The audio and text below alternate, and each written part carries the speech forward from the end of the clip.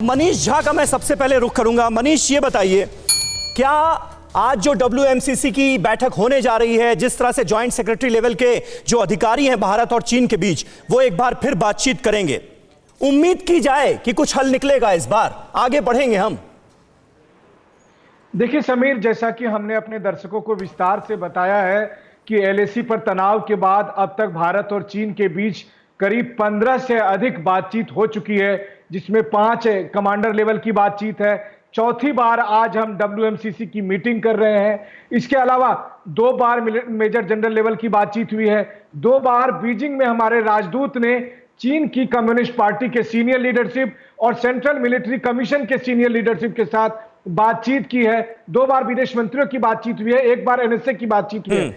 इसके बाद अब फर्क क्या है? फर्क यह है कि 2-3 दिन पहले जब हमारे राजदूत ने चीन की कम्युनिस्ट पार्टी के सीनियर लीडरशिप से बातचीत करके 2 टूक लहजे में अपनी बात कही है, उसके बाद जब आज WMCC की बैठक होगी, जिसमें एक बार फिर विदेश मंत्रालय की तरफ से ज्वाइंट सेक्रेटरी नवीन श्रीवास्तव की अगुवाई में विदेश, रक्षा और गृह सचिव के अधिकारी, गृह मंत्रालय के अधिकारी बैठक में भाग लेंगे, तो मुख्य तौर पर यह बातचीत भले ही डिटेलिंग तकनीकी आधार पर होगा, लेकिन संदेश साफ होगा कि 2 टूक शब्दों में हमारा क्या कहना है, हमारा क्या स्टैंड है, और फिर चीन पर यह ऑनेस्ट होगा कि या तो वो डी-एस्केलेशन करे, डिसएंगेजमेंट करे, वरना भारत हिमालय से लेकर हिंद महासागर तक पूरी तैयारी के साथ। बिल्कुल, इसमें कोई शक नहीं है। सुमित चौधरी के पास मैं जाऊंगा, उसके बाद तमाम खास मेहमानों का अपने रुख करूंगा। सुमित, मुझे यह बताइए कि अब ये डिसएंगेजमेंट की जो बात चल रही है, उसमें ये जो पेनल्टी क्लॉज जोड़ा गया है हिंदुस्तान की तरफ से, इसके क्या मायने?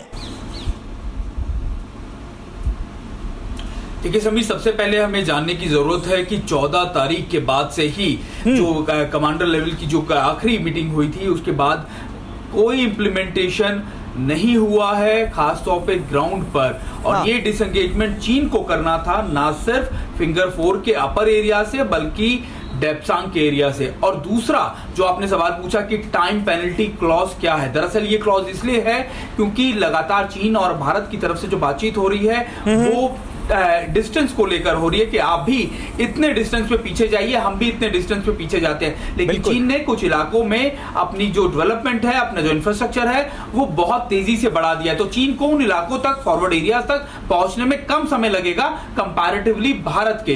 तो भारत की तरफ से कहा गया कि दोनों इस पॉइंट पे पहुंचे कि दोनों को उस फॉरवर्ड लोकेशंस पर पहुंचने में सेम टाइम लगे। यानी डिसएंगेजमेंट करेंगे तो दोनों इस लेवल पे करेंगे कि आप भी उस तरफ हटिए जहां तक आपको आने में, फॉरवर्ड लोकेशन में आने में 2 घंटा लगता है, भारत भी उतने ही डिस्टेंस पे हटेगा।